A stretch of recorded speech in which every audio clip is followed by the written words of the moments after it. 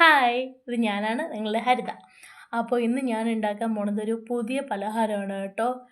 പേരുണ്ടോയെന്ന് ചോദിച്ചാൽ പേരില്ലാത്തൊരു 4 മണി പലഹാരമാണ്. സിമ്പിളായിട്ട് വളരെ 3 4 ഇൻഗ്രീഡിയൻസ് വെച്ച് മാത്രം ഉണ്ടാക്കാൻ പറ്റുന്നതാണിത്. നല്ലപോലെ മൈദ മാവ് കുഴയ്ക്കണം കേട്ടോ. കുഴച്ചിട്ട് അത് മാറ്റി വെച്ചേക്കണം. എന്നിട്ട് നമ്മൾ 2 ഉരുളൻകിഴങ്ങ് കുക്കറിൽ പുഴുങ്ങാൻ വെച്ചിട്ടുണ്ടായിരുന്നു. ആ തൊലി കളഞ്ഞ് പുഴുങ്ങായിട്ടാലും മതി. അത് എന്ത് ചെയ്യണം, ഈ മൈദ മാവ് നല്ലപോലെ ഒന്ന് കുഴയ്ക്കണം കേട്ടോ. നല്ലപോലെ ആ മാവും ഉരുളൻകിഴങ്ങും നല്ല വെന്തതും കൂടി നല്ലപോലെ കുഴച്ച് കുറച്ച് നേരം ഒന്ന് മാറ്റി വെച്ചേക്കുക. കുറേ നേരം മാറ്റി വയ്ക്കാനാണ് വെള്ളം വലിഞ്ഞാലോ ചിലപ്പം. അതുകൊണ്ട് നല്ലപോലെ ഒന്ന് കുഴച്ച് ഞാൻ അപ്പോൾ തന്നെ അതൊന്ന് റെഡിയാക്കി എടുത്തിട്ടുണ്ട്. അപ്പോൾ നല്ലപോലെ ഇപ്പോൾ കുറച്ച് അരിപ്പൊടിയും കൂടി അതിലോട്ട് ഇടണം. അപ്പോഴാ ഒരു പരത്താനായിട്ട് കുറച്ചുകൂടി നല്ല ഈസി ആയിരിക്കും.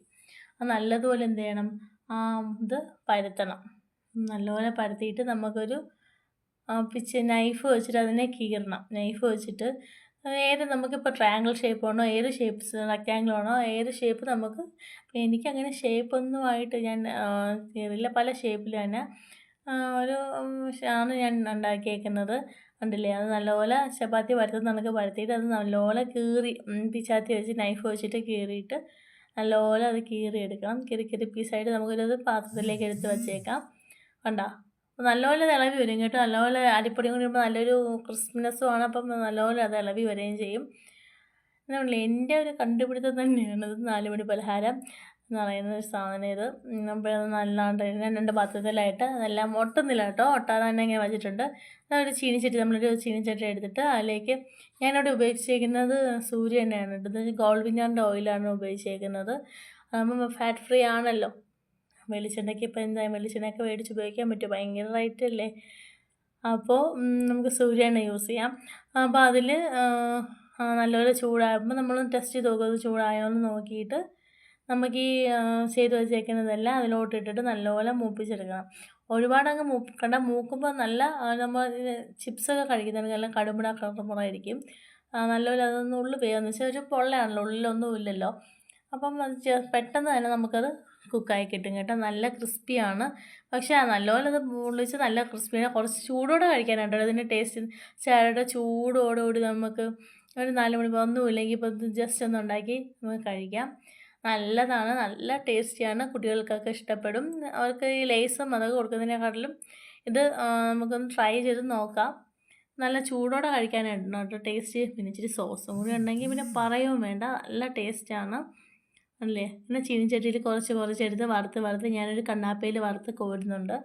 അപ്പോൾ അതിൽ എണ്ണയെല്ലാം ഉള്ളതെല്ലാം കൂടി അങ്ങ് താഴോട്ട് പോകുമല്ലോ.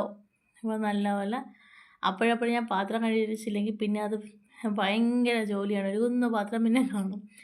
അതുപോലെ തന്നെ അതിൻ്റെ ഇടയ്ക്ക് നല്ലത് മൂത്ത്, ചിലതങ്ങനെ മൂത്ത് ഇരിക്കുന്നുണ്ട്. എങ്കിലും എനിക്ക് കുറച്ചുകൂടി മൂത്തതാണ് കേട്ടോ ഇഷ്ടപ്പെട്ടതെന്ന് വെച്ചാൽ നല്ലൊരു ക്രിസ്പിനെസ് ഉണ്ട്, ഒരു ടേസ്റ്റ് എനിക്ക് അതിന് തോന്നിയിട്ടുണ്ട്.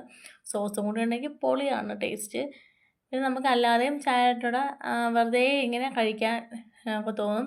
മൈദയും ഉരുളൻകിഴങ്ങും ആണല്ലോ ഇതിൻ്റെ മെയിൻ സാധനം. അപ്പോൾ അതിൻ്റെ ടേസ്റ്റ് അതിന് എന്തുപോലും ഉണ്ടാവും. നല്ലതായിരുന്നു. അതിൻ്റെ ഇടയ്ക്ക് അല്ല് വന്ന് ചോദിക്കുന്നുണ്ട്. അപ്പോൾ ഞാൻ ചോദിക്കുമ്പോൾ നല്ല ക്രിസ്പിയാണ്. അല്ലിക്കുട്ടന് കൊടുത്തു നോക്കി. അപ്പോൾ അത് നല്ലപോലെ അത് പൊട്ടുന്നുണ്ട് കേട്ടോ. അപ്പോൾ അത് ഞാൻ അങ്ങനെ അവനും കൊടുത്തപ്പോൾ അല്ലിക്കുട്ടനും ഇത് ഇഷ്ടപ്പെട്ടു. ഞാനങ്ങനെ അത് വറുത്ത് നല്ലപോലെ ഒരു കണ്ണാപ്പിയിൽ ഇങ്ങനെ കോരി വയ്ക്കുന്നുണ്ട്. അപ്പം 4 മണി പലഹാരം ചായയിലൂടെയൊക്കെ നമുക്ക് ഇത് കഴിക്കാൻ, കുട്ടികൾക്കും കൊടുക്കാനായിട്ട് കൊള്ളാവുന്നൊരു ഡിഷ് തന്നെയാണ്. നല്ലതാണ് കേട്ടോ.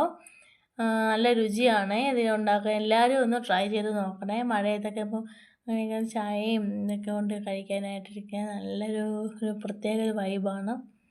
എന്ന് വെച്ചാൽ ഇത് കടുമ്പടാന്ന് കേൾക്കുന്നതുകൊണ്ടൊരു ടേസ്റ്റായിട്ട് എനിക്ക് തോന്നി. എൻ്റെ അഭിപ്രായമാണേ. കുട്ടികൾക്കും എല്ലാവർക്കും ഇഷ്ടപ്പെട്ടു കേട്ടോ. നല്ലതായിരുന്നു. ചേട്ടൻ പറഞ്ഞു കൊള്ളാം, നല്ല ടേസ്റ്റ് ഉണ്ടെന്ന് വെച്ചിട്ട് നമുക്ക് വലിയ ജോലിയൊന്നുമില്ല. ഉള്ളിയൊന്നും അരിയിടണ്ട. നമുക്ക് അത്യാവശ്യം വീട്ടിൽ തന്നെ ഉണ്ടാക്കി നോക്കാൻ പറ്റും. പിന്നെ ആവശ്യമിച്ച് മുളക് പൊടിയും കൂടി ഇത്തിരി ഒരു ടേസ്റ്റ് ഞാൻ തൂവിയിട്ടുണ്ട്. വേണമെന്നുണ്ടെങ്കിൽ ചെയ്താൽ മതി. ഇതുപോലെ നല്ല ടേസ്റ്റാണ്. ഇവിടെ എല്ലാവർക്കും ഇഷ്ടപ്പെട്ടു. അപ്പോൾ എല്ലാവരും ഒന്ന് ട്രൈ ചെയ്ത് നോക്കുക.